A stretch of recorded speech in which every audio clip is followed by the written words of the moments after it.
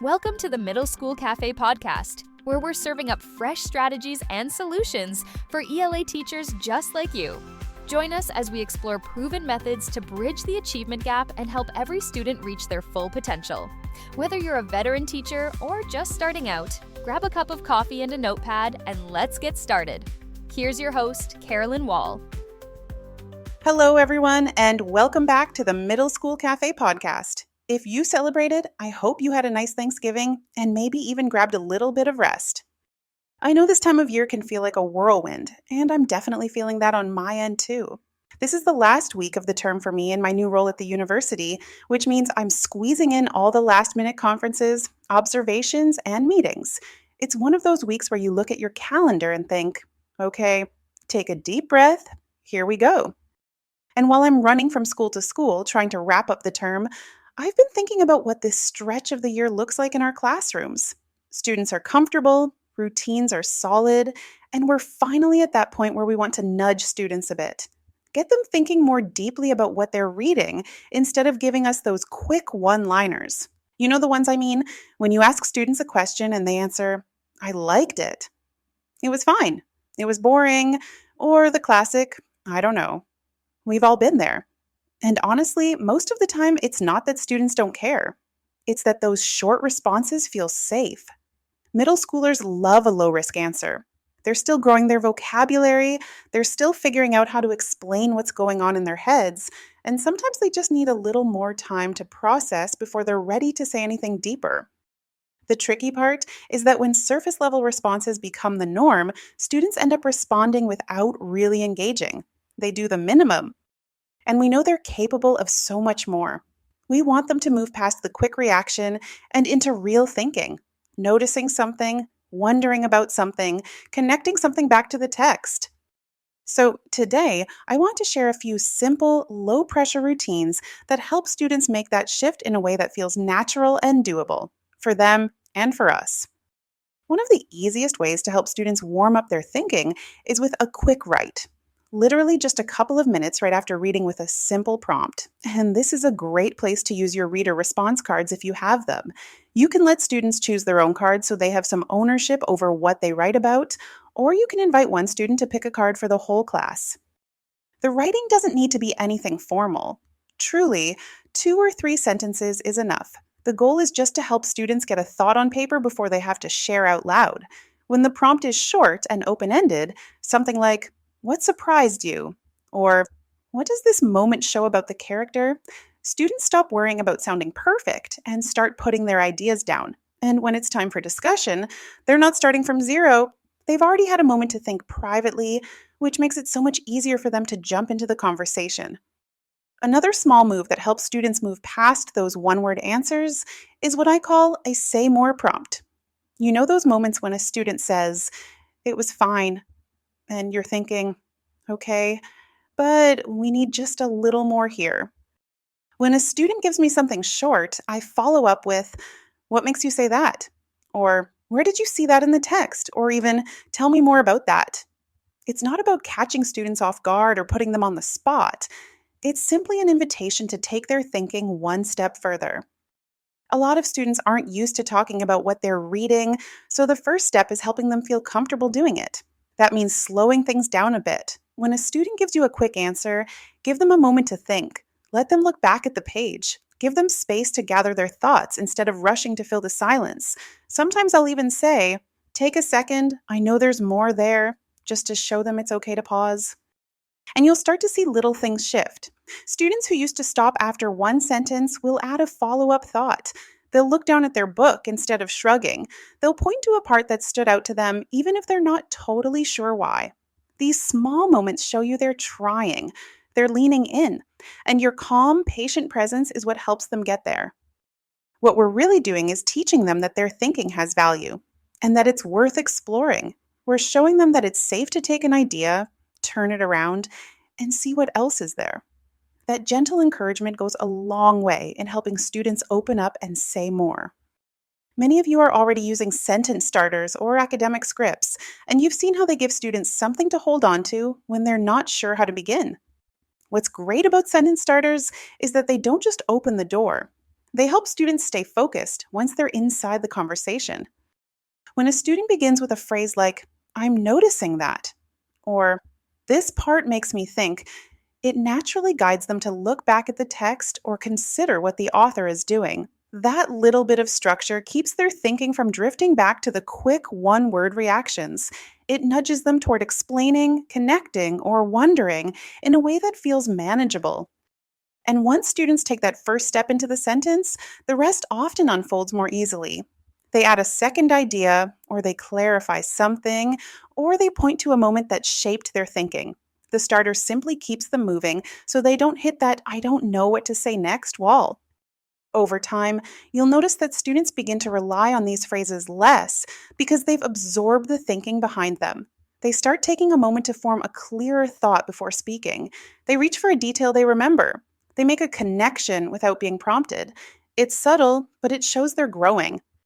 What we're really doing here is teaching them how to think, how to slow down, look closer, and put their ideas into words. The sentence starters are just the training wheels. The real work is happening in the way students begin to process and express their thinking with a little more intention and confidence. Another simple way to help students move beyond those quick reactions is to give them a way to track their thinking as they read. Sticky notes or a simple reading bookmark work really well for this because they keep everything low pressure and accessible. You're not asking students to analyze the entire chapter. You're just giving them a place to capture one small moment that stood out. And I'll be honest, there are definitely times when we just want students to read without stopping, writing, or keeping track of anything. There's value in letting students enjoy a text without interrupting the flow. But in a classroom setting, that isn't always possible. Part of our job is making sure we understand what students comprehend and what they can actually do with a text. Tools like sticky notes or bookmarks help us see their thinking without overwhelming them. Encourage students to mark something small, a question they had, a moment that confused them, a detail that felt important, or something that simply caught their attention.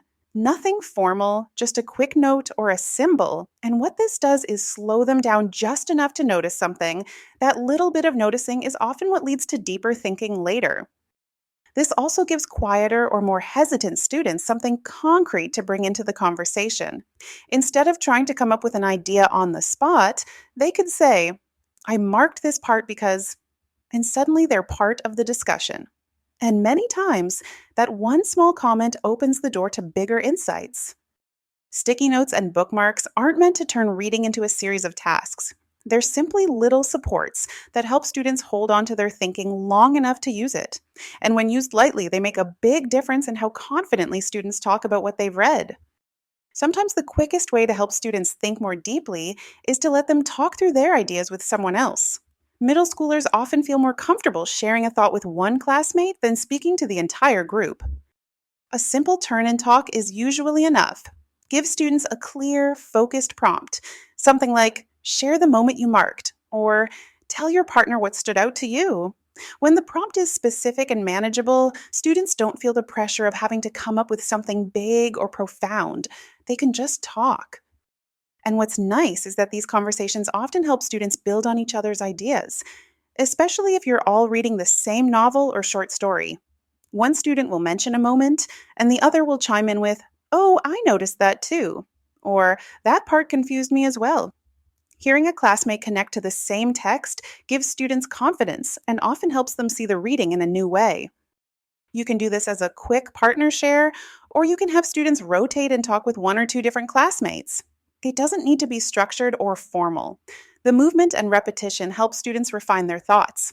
And by the time you bring everyone back together, more of them are ready to speak up. These short interactions give students a safe space to practice putting their thinking into words. We've talked before about how important it is to normalize the struggle in reading, letting students know that it's not supposed to feel easy all the time. That same idea really applies here, because confusion is a completely normal part of the reading process. Middle schoolers often assume that good readers understand everything the first time they see it, so when they hit a moment that doesn't make sense, their instinct is to shut down. They decide the text is too hard, or worse, that they must be the problem.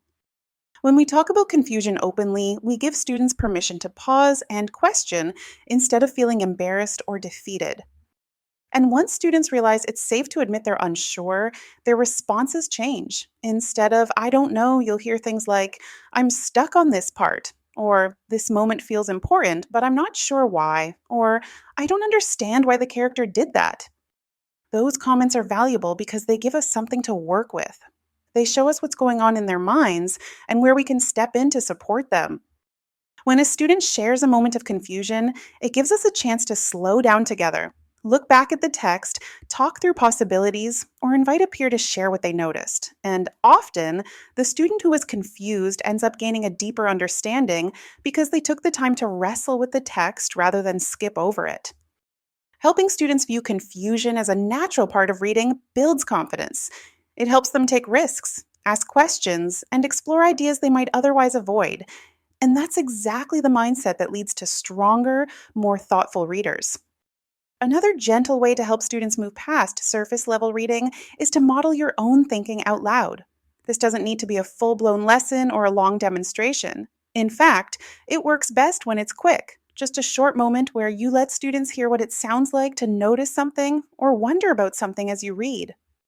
I might pause and say, I'm not sure why the author repeated that line. That feels important.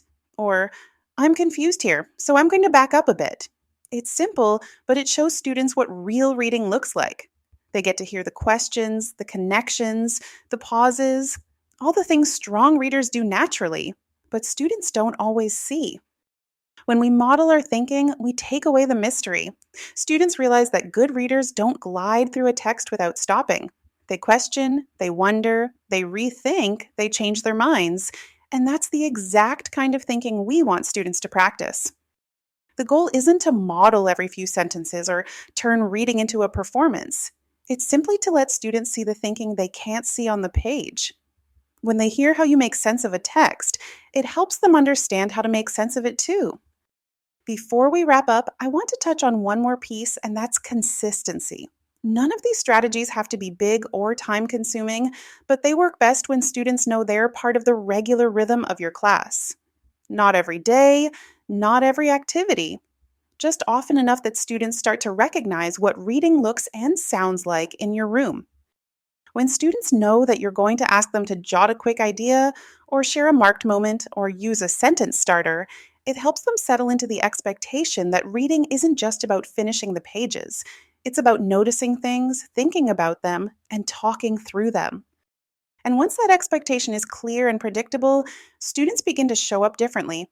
They start paying attention to the kinds of moments you usually ask about. They hold on to details they want to bring to a partner. They pause to ask themselves a question before you even prompt them. As we finish up our conversation today, I hope this gives you a few ideas you can weave into the way you already talk about reading with your students. These small shifts can really change the feel of those conversations. When students start sharing more of what they're noticing, wondering, or wrestling with, you get such a clearer window into how they're making sense of the text. And little by little, they begin to trust their own thinking, which is really what we want for them. That's the part that always stands out to me. Once students feel safe sharing their thoughts, even the hesitant readers find a way into the discussion. They start to realize that their ideas have value and that deeper thinking is something they can do. Well, that's it for me today. If this episode was helpful, I'd love it if you shared it with a colleague or took a moment to leave a quick review. It helps other teachers find the podcast and join the conversation. And don't forget to check out the show notes. I've linked a few additional episodes and resources there that can support you in the classroom.